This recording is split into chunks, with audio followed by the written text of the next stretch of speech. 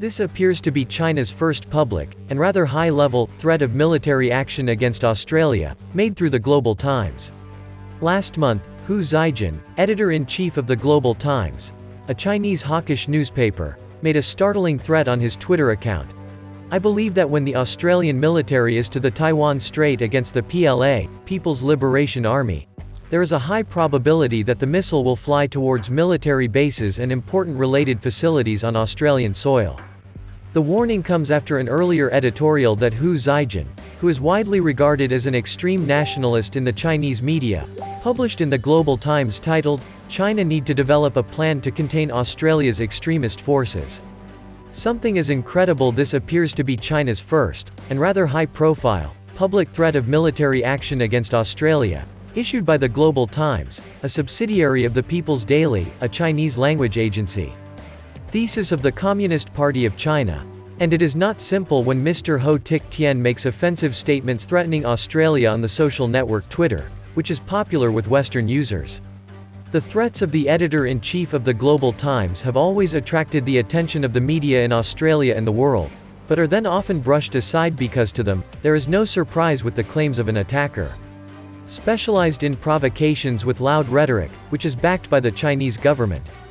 However, these latest threats from Mr. Ho Shi Tien show something unusual, and the Australian government needs to pay more attention, especially as the relationship between Canberra and Beijing enters a new era. More confrontational and easier to fire. The Diplomat magazine said that, like Taiwan, Australia is likely to become an increasingly frequent target of China's deterrence.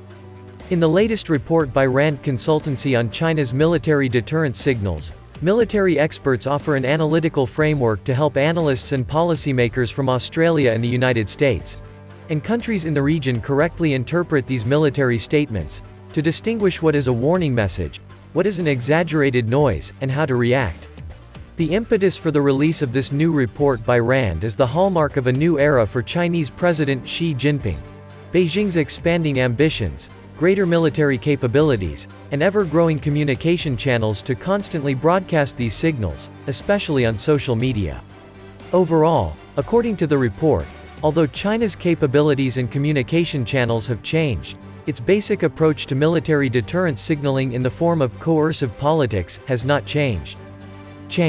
The report provides a new framework for assessing China's willingness to use force based on 5 factors. 1. Strategic context. 2. Message content. 3. Target audience. Objectives. 4. Authority, and 5. Scope. This report also provides a simple list of 6 questions for reference as a quick guide for policymakers. 1 is: has China issued a statement criticizing a country's actions and warning against further provocative actions at the Ministry of Foreign Affairs, MFA, or the Ministry of National Defense, MND, level or higher?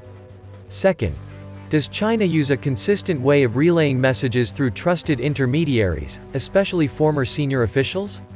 3rd, has China repeatedly sent out its non-military message through economic coercion, among other means? 4th, does China redeploy military moves or move troops closer to the tense area? 5th, does China have a series of exercises, especially joint exercises, near tense areas to demonstrate their capabilities? 6. Does China conduct any military capability test exercises in the event of war? True message or precision?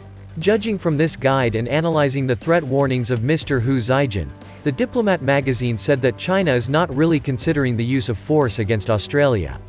For Factor 1, strategic context, Beijing has not shown that it is really willing to use military force against countries that simply discuss defending Taiwan, such as the Minister of National Australian Chamber Peter Dutton and Prime Minister Scott Morrison did. Indeed, the Global Times editor-in-chief's threats are a vision of a hypothetical future scenario, not a current reality. With Element 2, the content of the message, Mr. Hu's threats were not accompanied by other Chinese government statements or actual military actions to reinforce this message. On May 27, a spokesman for the Chinese Ministry of National Defense criticized Australia's series of statements about Taiwan.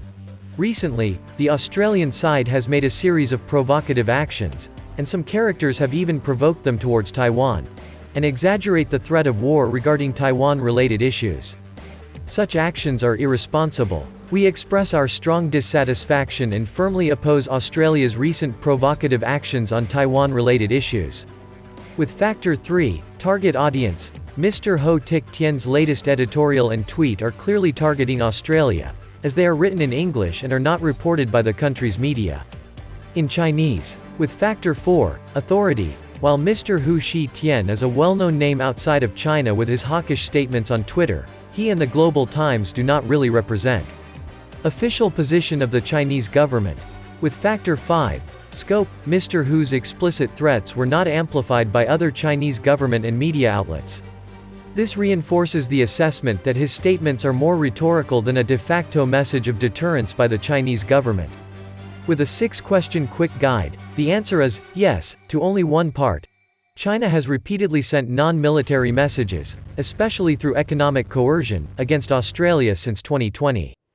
However, that is a consequence of growing diplomatic tensions between the two countries, especially after Australia supported a fuller international investigation into the origins of COVID-19, which focused on fake news.